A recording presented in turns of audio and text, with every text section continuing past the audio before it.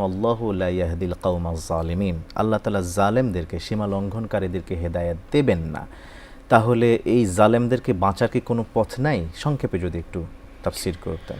সুন্দর বলেছেন। তবে এখানে জুলুমের যে মাত্রাটা আল্লাহ তাআলা উল্লেখ করেছেন, যে স্পষ্ট বোরহান দালাইল দেওয়ার পর যদি কেউ এটাকে অস্বীকার করে, এটা আল্লাহর উপরে জুলুম করা। আল্লাহ তাআলা নিজের ব্যাপারে নিজে সত্যায়ন করেছেন, ওমান আসদাকু মিনাল্লাহি কিলা, আল্লাহর চাইতে অধিক সত্যবাদী আর কে আছেন।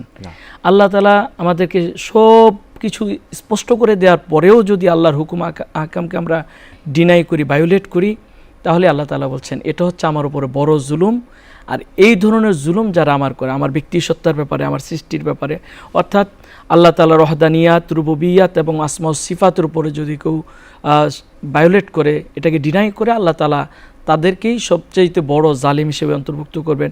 ওই ধরনের জালিমদেরকে, অর্থাৎ মুশরিকদেরকে আল্লাহ তাআলা সীমালঙ্ঘনকারীদের অন্তর্ভুক্ত করবেন, তাদেরকে হেদায়েত দিবেন না।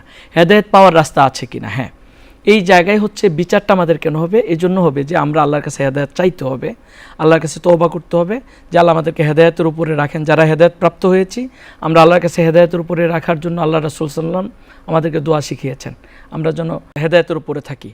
আবার যারা হেদায়েত পায় নাই, তারা যেন আল্লাহর কাছে সঠিক পথ চাইতে হবে, যেন আল্লাহ তাআলা তাদেরকে হেদায়েত দেন।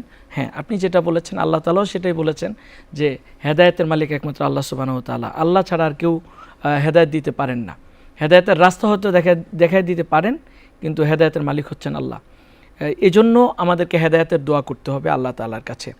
এরপর আল্লাহ রাসূল সাল্লাল্লাহু আলাইহি ওয়াসাল্লাম যে আয়াতের শেষের দিকে বলেছেন, হুয়াল্লাযী আরসালা রাসূলাহু বিল হুদা, তিনি তার রসুলদেরকে এবং আমাদের প্রিয় নবী সাল্লাল্লাহু আলাইহি ওয়াসাল্লামকে হেদায়েত দিয়ে পাঠিয়েছেন। সেই হেদায়েতটা হচ্ছে আল্লাহ তাআলার বাণী, যে হেদায়েতের রাস্তা, দুটি রাস্তা দেখিয়েছেন, স্পষ্ট করেছেন। একটা হচ্ছে জান্নাতের পথ, আর একটা হচ্ছে জাহান্নামের পথ। এবং এটাকে আল্লাহ রাসূল সাল্লাল্লাহু আলাইহি ওয়াসাল্লাম অঙ্কন করে, মাটিতে অঙ্কন করে দেখিয়েছেন।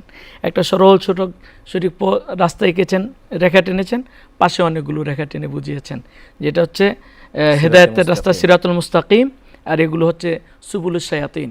এই সিরাতুল মুস্তাকিমে চলতে গেলে আমাদেরকে চারিপাশ থেকে শয়তানের রাস্তাগুলো আহ্বান জানায়, যেন আমরা সোজা রাস্তায় হেঁটে যেতে না পারি।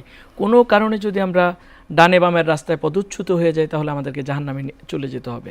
এজন্য মুমিনের কাজ হচ্ছে আমরা আল্লাহ তাআলার কাছে হেদায়েত চাইব এবং সিরাতুল মুস্তাকিমে আমরা যেন চলতে পারি, সেই দোয়া করব। এই জন্যই তো প্রত্যেক নামাজে আল্লাহ তাআলা সূরা ফাতিহাকে ওয়াজিব করে দিয়েছেন, বা সূরা ফাতিহা পড়াটা বাধ্যতামূলক করে দিয়েছেন। আর সেখানে আছে ইহদিনাস সিরাতাল মুস্তাকিম, আল্লাহ আপনি আমাদেরকে সরল সঠিক পথ দেখান। আমিন।